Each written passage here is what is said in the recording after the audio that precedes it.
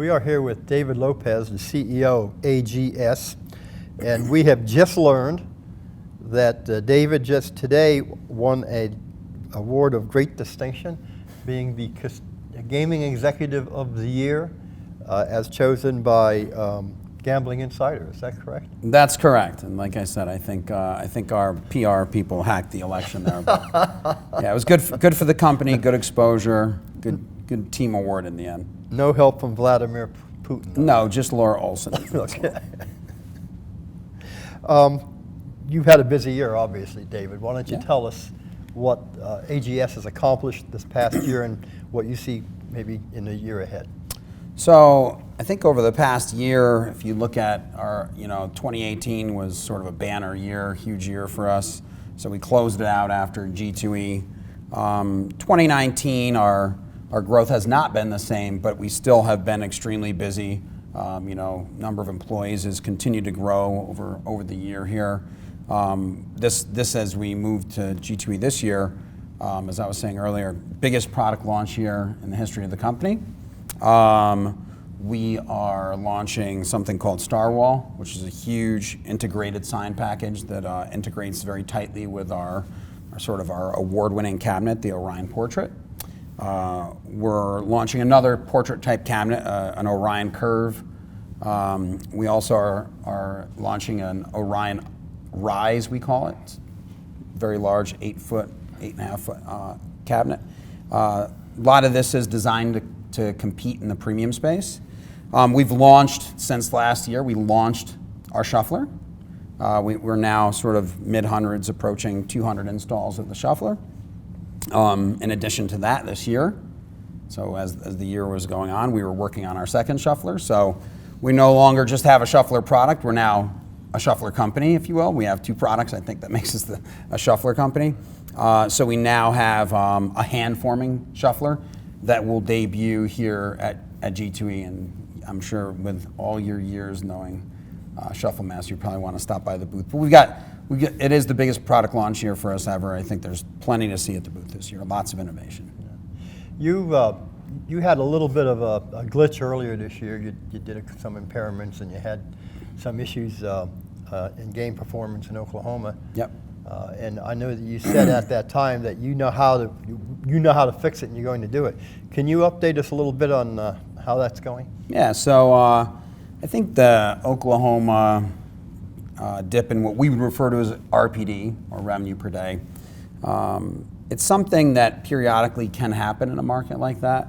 The market will shift and move on you, and if you go back and look at history, and we'll be talking about it in our investor event today, we've sort of been here before a little bit. We've seen it. We know how to deal with it. Although the market's changed, we know how to deal with it going forward.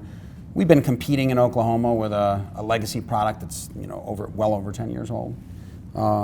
Legacy product plus the portrait, and more recently a slant. Not a lot of arrows in the quiver to battle the competition now as we move into this G2E and the end of the year. We're launching the Rise cabinet, which is a very premium type product, where there's a lot of premium product in Oklahoma. We're also launching the Curve later in the year, and of course you'll see the Starwall as well. Not a product that you put 10 of in every casino, but almost like our old Big Red product, Colossal. It'll be like that. We're get one in most large casinos. So we know how to analyze it, we know how to look at it, and we know that the cavalry's coming, if you will, as far as new products go. So you feel pretty good then about working out of that situation? Feel good. We've been here before. We've been very clear with our investors that it's, this is not a 90-yard touchdown pass downfield to fix it. You might appreciate this old saying: it's 3 yards in a cloud of dust, and it's another 3 yards in a cloud of dust. And over time, we will build up and get back and continue to improve our operations there. And what we learn there will be very instructive for the rest of our gaming ops business as well. In North America, we have over 18,000 units on lease. Now, you do have an investor presentation coming up. We do today. Later today, is that correct? And soon. Okay, and this video actually won't go out until after your event. That's fine. What is it that you can tell investors through this video who will not be at your event about AGS?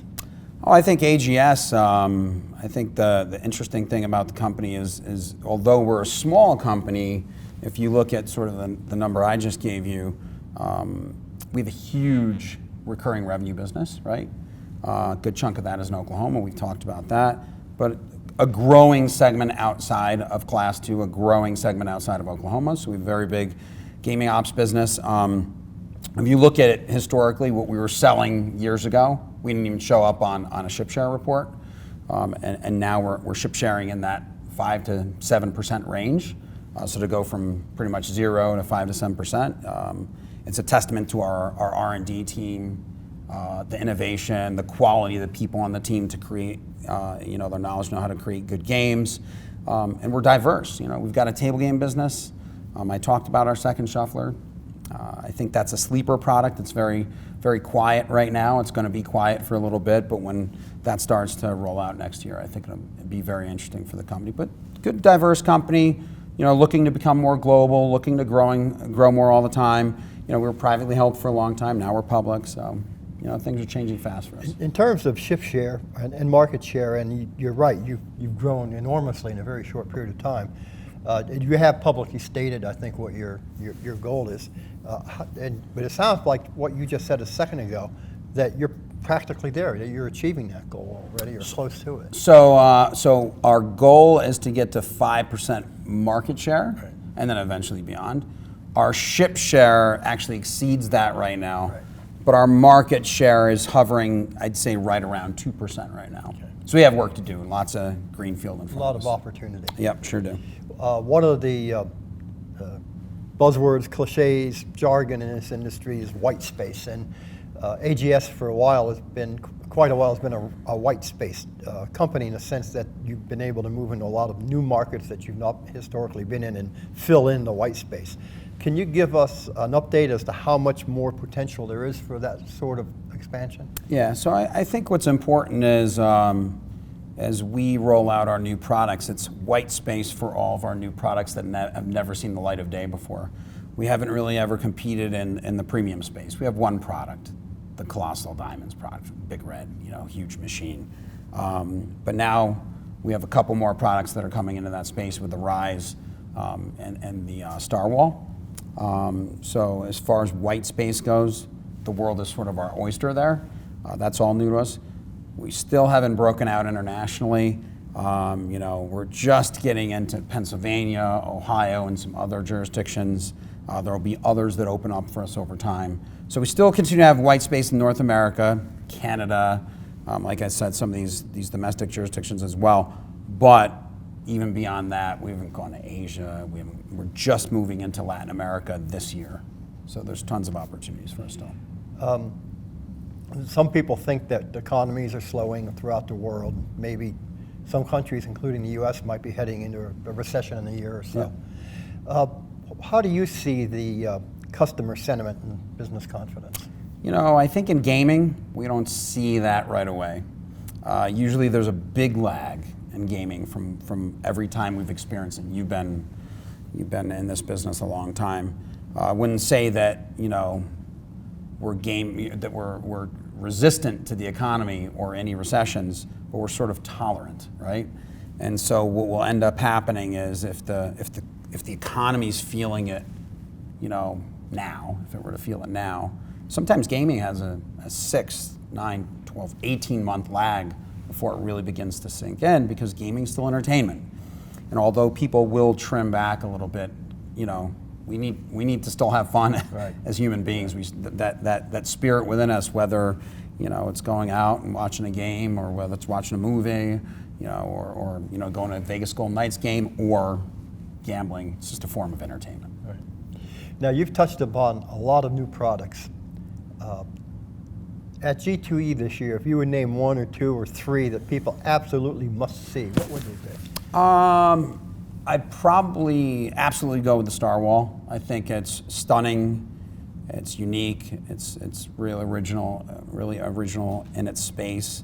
The new PAX shuffler, which is the hand-forming shuffler, it's a must-see. every time I walk by it, I say, "Ooh, that's a pretty shuffler at work," you know. And then I think it's really our game library.